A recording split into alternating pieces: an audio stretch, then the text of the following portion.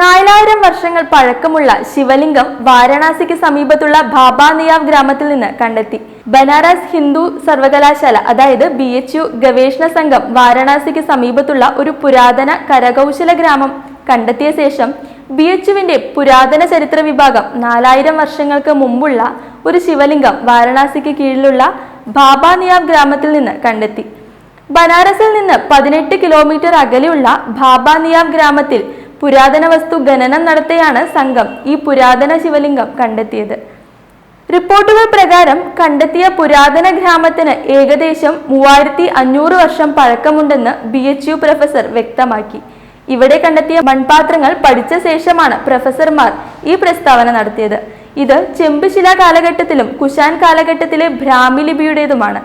ഭാബ്നിയാവ് ഗ്രാമത്തിൽ സർവേ നടത്തിയ ശേഷമാണ് ഈ വസ്തുക്കളെല്ലാം ലഭിച്ചത്. 4000 വർഷം പഴക്കമുള്ള ശിവലിംഗത്തിന് ആയിരക്കണക്കിന് വർഷങ്ങൾക്ക് മുമ്പ് ആരാധനാലയം ഉണ്ടായിരിക്കണമെന്ന് BHU പ്രൊഫസർമാർ പറയുന്നു.